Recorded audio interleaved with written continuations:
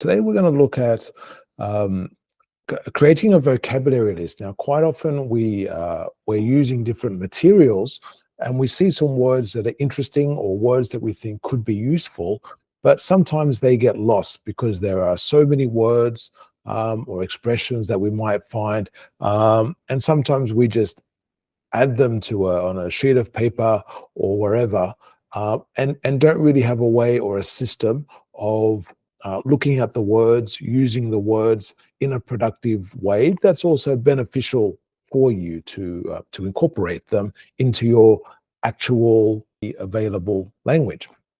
Okay, so this is an example. These are some suggestions, and if you want to use some of them, you're of course more than welcome to. But these are just some ideas.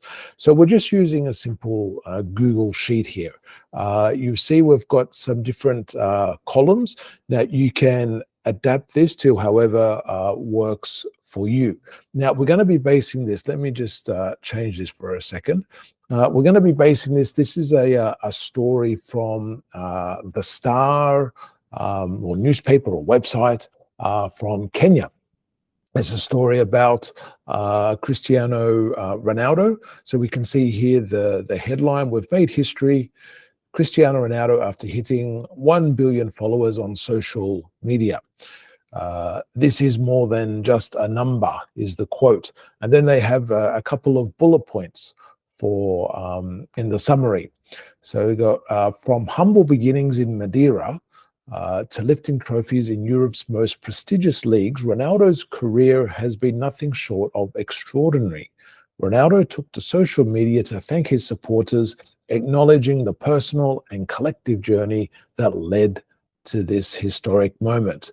And if you want to read more, there's information there. So okay, so this is the start of the story.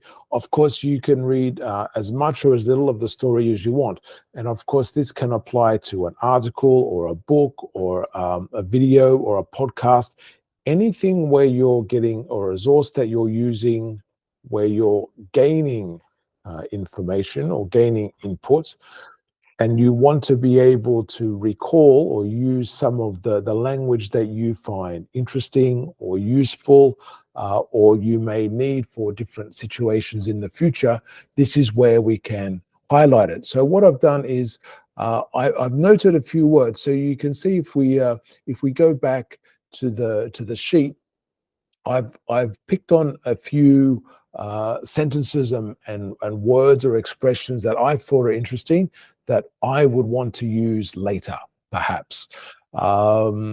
And if we start from the left, there's the done column. So that's basically just a checklist, so you can tick it off if it's completed.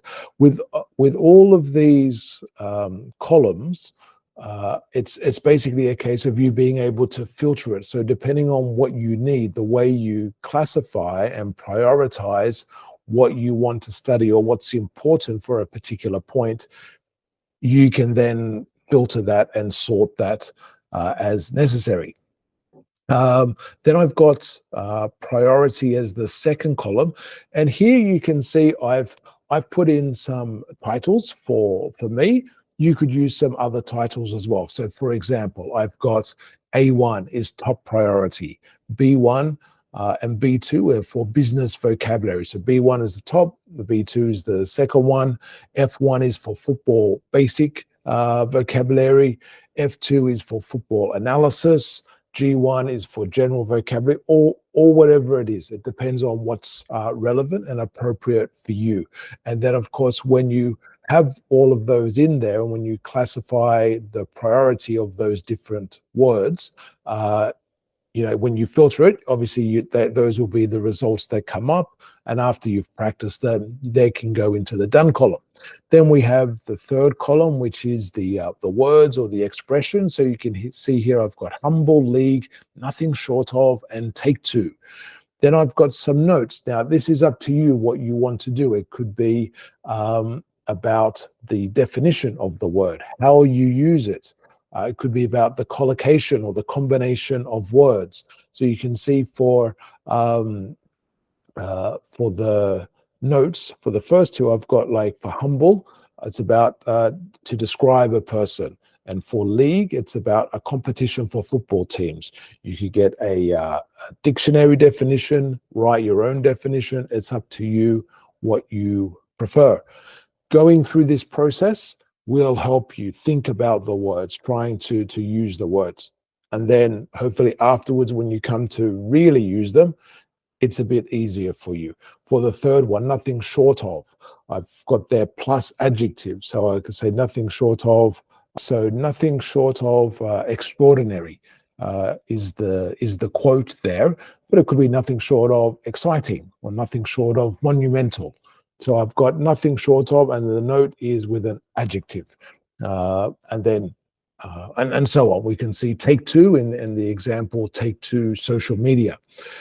You can also see that I've then listed other language. I don't have another one in there, but you could put in there your mother tongue or another native language.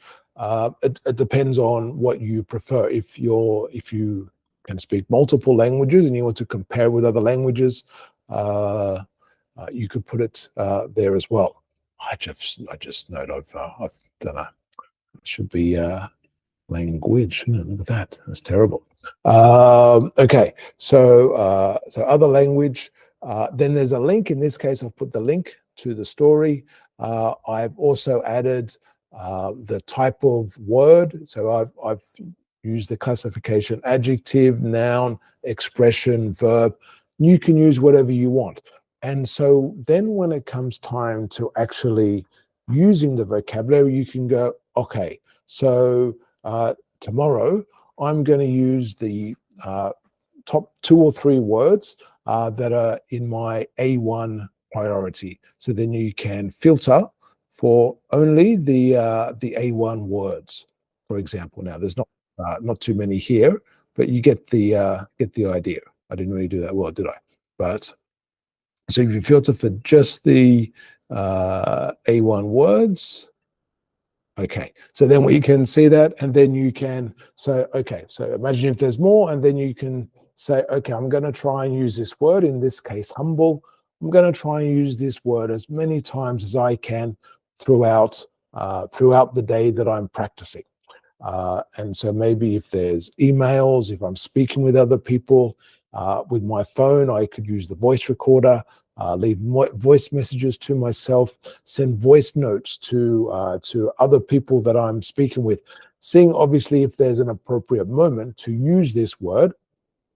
For whatever reason, I've got this word as A1, a top priority for me. That's what my A1 classification is. So there is a reason why I want to learn this sooner compared to other words, and so on. And basically, you just use the words like that. So let me know what you think.